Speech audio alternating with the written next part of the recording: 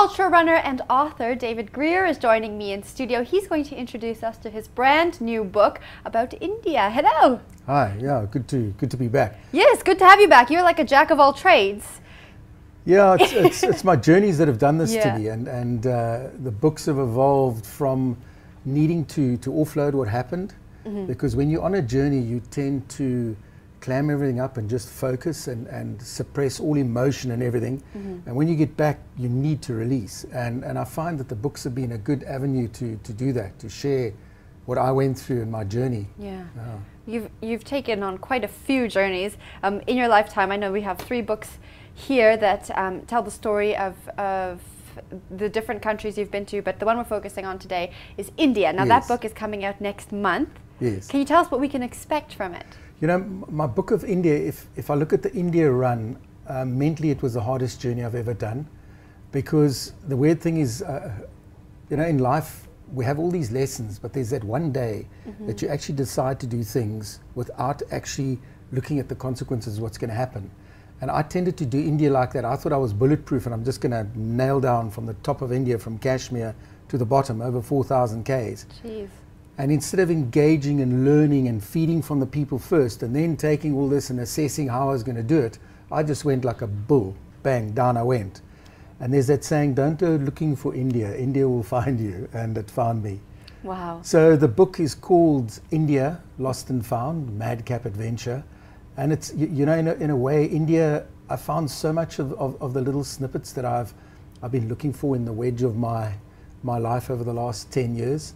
And I came across incredible ancient wisdom that's always there. Yeah. You know, it's weird, there are a few crucial lessons in life that no matter how old you young are, that actually are pertinent to how you live your life. And they're the same for everyone. Same question and the same answer, but they just manifest in different ways. And a lot of that journey of India was about that. So it's told in a humorous way with me and my crew, but it's got deep, entrenched ancient wisdom, sort of these roots that form the foundation, the basis of life, that came across me from the most odd people along the road. I mean, specifically this one guy, he was doing a yatra, a journey of great significance, where he gave up everything and he was wandering for 18 months trying to find himself. And in a way, these journeys are a lot about that for me, but ultimately to make the difference. And this guy, I'd just come out of theatre, I'd ruptured my bladder, and I was hobbling along the road and I was down. So he looked at me and he says to me, my friend, you suffering. And that was like a catalyst, and I went off about what was going on and all of this. And then he stopped me, he said, if you can find a reason for why you are suffering, it's no longer suffering. And I sat there and thought, I had every reason why I was in India. I knew why I was here. I knew the kids back home, that the whole foundation was about and that. You know, within 30 seconds, he took all that negativity out of my life and off I trundled. You know, it was little interactions like that. And then I remember we'd come out of Mumbai and we'd been through this horrific slum area. And there was this one old guy, and I showed this photograph on my phone. And I said to him, can you tell me what is the link between spirituality and reality? Because there was this picture of this mosque and then this absolute demise of humanity next to it. Yeah. So he said to me, he said, you know, it's simple, it's a way of life. You have no control over the external things in your life, but it's how you deal with the internal things of yourself that helps you deal with the external things. And you think of that, you think, oh, you know, I must find a way to deal with it.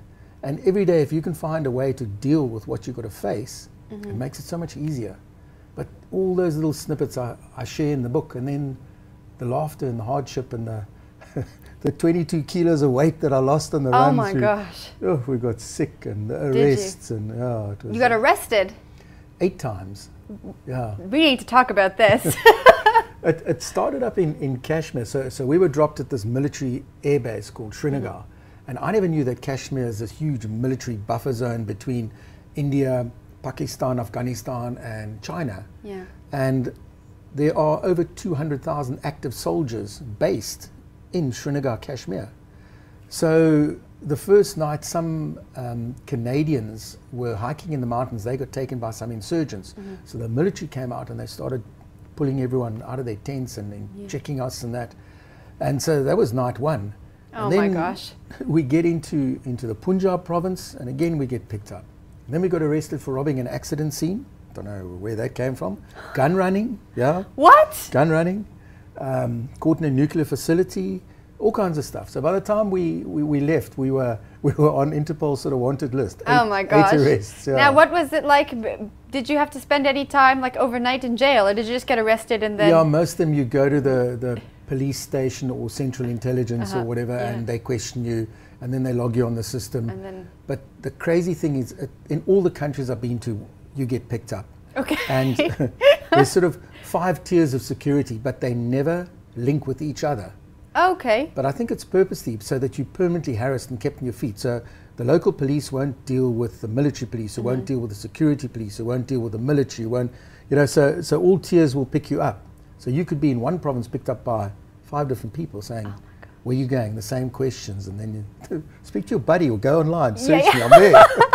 I'm in the system. You've already got me. So that's... Geez, that sounds like quite an experience.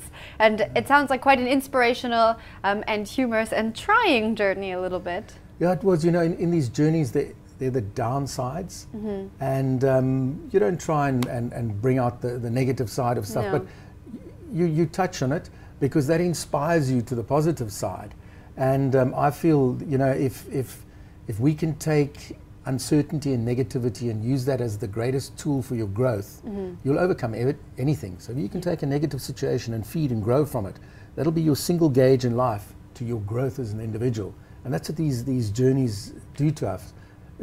And you know, we share that, and my crew. I've got Nick Haygate, who's been with me on many of these ventures, and then Andrew Stewart, who ran a lot of the India One with me. And these 2 guys are always got this banter, and they're always ripping each other off. Really? And it comes out in the book about this one buffalo ride.